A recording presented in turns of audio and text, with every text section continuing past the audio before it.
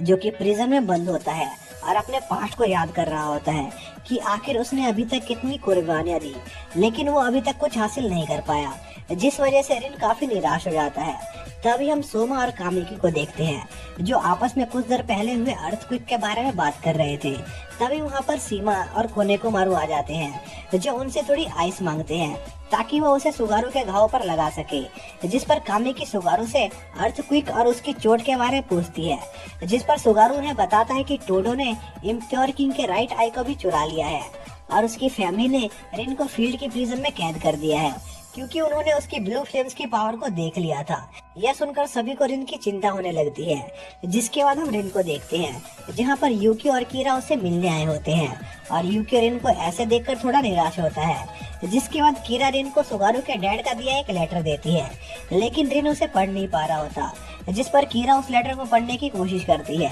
लेकिन वो भी उस लेटर को नहीं पढ़ पाती क्योंकि वो लेटर बहुत ही गंदी राइटिंग में लिखा हुआ था। जिस पर यूकी उस लेटर को पढ़ने लगता है जिसमें सुगारू के डैड ने अपने पास्ट के बारे में लिखा हुआ था। जिसके बाद हम सुगारू के डैड का पास्ट का सीन देखते हैं जहां पर उनकी वाइफ राइट आई के मिसीमा के कारण बहुत बीमार पड़ गई थी और सुगारू के डैड काफी लंबे समय से उनका इलाज कर रहे थे, लेकिन इस बीमारी से आज तक कोई भी जिंदा नहीं बच पाया था। जिस पर उसके फादर तात्सुमी जो उस टाइम के प्रीस्ट हेड थे, वो सुगारू के डैड को सुगारू के पैदा होने के बाद दूसरी शादी कर लेने को कहते हैं क्योंकि उनकी वाइफ के जिंदा बचने के चांसेस बहुत कम थे और नई शादी से उनका वंश आगे बढ़ते रहता और वो लोग राइट आई की प्रोटेक्शन कर पाते। जिसके कुछ समय बाद वो लोग एक रिचुअल परफॉर्म कर रहे होते हैं जो कि कोमा स्वॉर्ड की पूजा के लिए था, लेकिन तभी आसमान से एक डीमन वहाँ पर गिरता है जिस पर कोई गोलियां चला रहा था, जिस पर वो सभी चौकन्ने हो जाते हैं और हम देखते हैं कि वो शख्स हीरो ओकुमारा होता है जो कि रिन का डैड था और वो उस कोमा स्वॉर्ड को उठा लेते हैं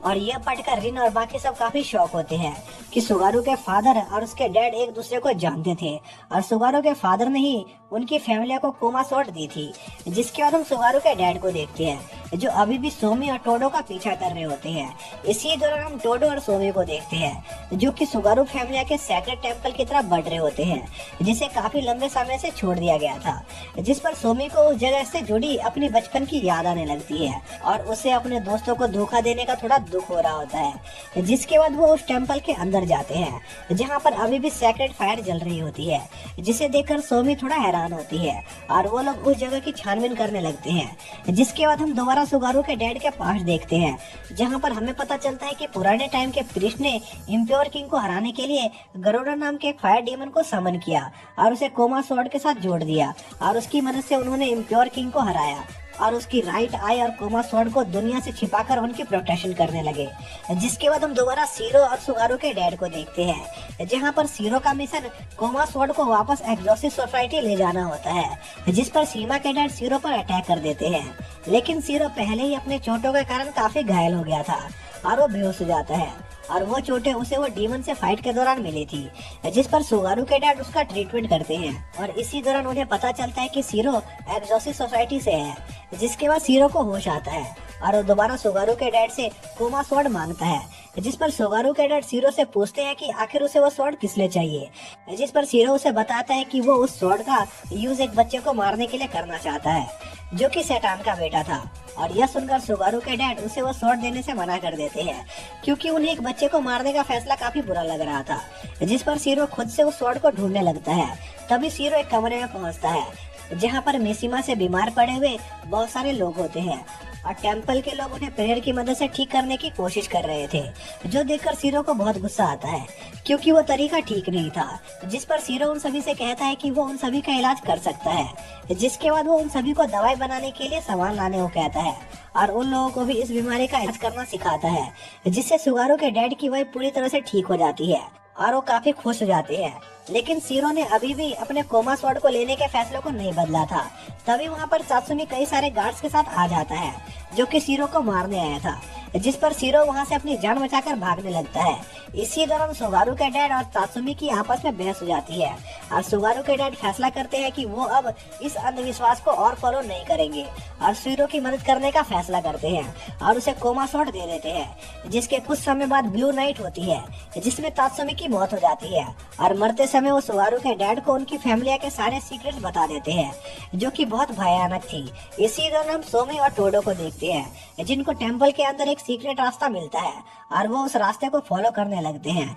जिससे वो एक कमरे में पहुंचते हैं जहां पर एक अजीब सी चीज सेक्रेट फायर के ऊपर लटकी हुई थी। जिसके बाद टोडो सोमी से इम्प्योर किंग की राइट आई ले लेता है और उस चीज की तरफ बढ़ने लगता है, जिस पर सोमी टोडो से पूछती है कि आखिर वो क्या चीज है, जिस पर टोडो उसे बताता है कि ये इम्प्योर किंग की बॉडी है जो 150 सालों से यहाँ पर सील करके रखी हुई है और जब इम्प्योर किंग को उसकी दोनों आइज वापस मिल जाएगी तो वो वापस जिंदा हो जाएगा। जिसके बाद टोडो सोमी को जान से मारने की कोशिश करने लगता है, लेकिन तभी वहाँ पर सुगारू के डैड आ जाते हैं जो सोमी को टोडो से बचाने का वादा करते हैं। जिसके बाद हम दोबारा सुगारू के डैड के पास्ट का सीन देखते हैं जहाँ पर तात्सुमी के मरने के बाद उसकी बॉडी के अंदर से गरुड़ा की स्पिरिट निकलती है, जिसका सुगारू फैमिलिया के साथ एक कॉन्ट्रैक्ट था, जिसके चलते वो सुगारू के डैड की फैमिलियर बनने का वादा करती है और सुगारू के डैड समझ जाते हैं कि उस स्पिरिट को उनकी फैमिलियर बनने के बदले जरूर कुछ बड़ा चाहिए होगा। जिस पर वो गरुड़ा से पूछते हैं कि आखिर उसे इस कॉन्ट्रैक्ट के बदले क्या चाहिए, जिस पर गरुड़ा सुगारू के डैड से कहती है कि उसकी पावर के बदले सुगारू के डैड को बस सभी से यह बात छिपा कर रखनी होगी कि आखिर 150 साल पहले क्या हुआ था और वो किसी को गरुड़ा के बारे में नहीं बता सकते थे और इसके बदले में गरुड़ा उन्हें इम्प्योर किंग को सील रखने की पावर देगी। जिस पर सुगारू के डैड गरुड़ा से कहते हैं कि इम्प्योर किंग तो 150 साल पहले ही मर चुका है, जिस पर गरुड़ा उसे बताती है कि ऐसा नहीं है, इम्प्योर किंग बस अभी सील है और अगर एक बार उसे उसकी आइज वापस मिल गई तो वो वापस से जिंदा हो जाएगा और इम्प्योर किंग को सिर्फ उसकी पावर ही रोक सकती है। जिसके बाद हम प्रेजेंट का सीन देखते हैं जहाँ पर सुगारू के डैड टोडो पर अटैक करते हैं, लेकिन टोडो उस अटैक को डॉज कर लेता है और सुगारू के डैड पर अटैक करने लगता है, लेकिन तभी गरुड़ा टोडो को अपने अटैक से दूर उड़ा देती है और उस पर लगातार अटैक करने लगती है,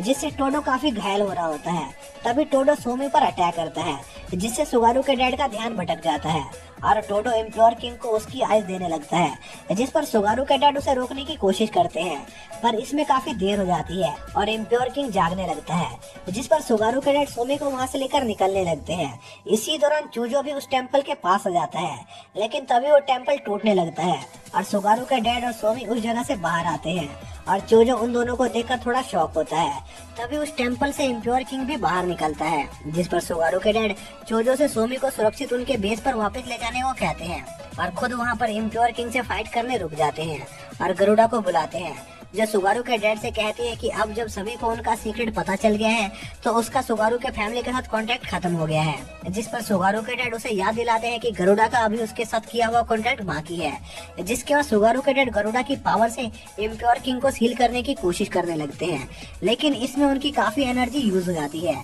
जिससे वो काफी थक जाते हैं। तभी टोडो उन पर पीछे से अटैक करता है और उन्हें घायल कर देता है, जिसके बाद टोडो गरुड़ा को खा जाता है, जिससे उसकी बॉडी वापस से जवान हो जाती है और हम जान पाते हैं कि शुरू से ही टोडो का टारगेट गरुड़ा था और वो उसकी पावर्स को हासिल करना चाहता था। जिसके बाद टोडो वहां से चला जाता है और सुगारू के डैड को वहीं मरने के लिए छोड़ देता है। इसी दौरान हम रिन और उसके भाई का सीन देखते हैं, जो उस लेटर को पूरा पढ़ चुके होते हैं और उस लेटर में सुगारू के डैड ने रिन से उसकी कोमा सोर्ड का इस्तेमाल करके इम्प्योर किंग को रोकने की रिक्वेस्ट की होती है। और इसी के साथ ये पार्ट यहीं पर खत्म हो जाता है।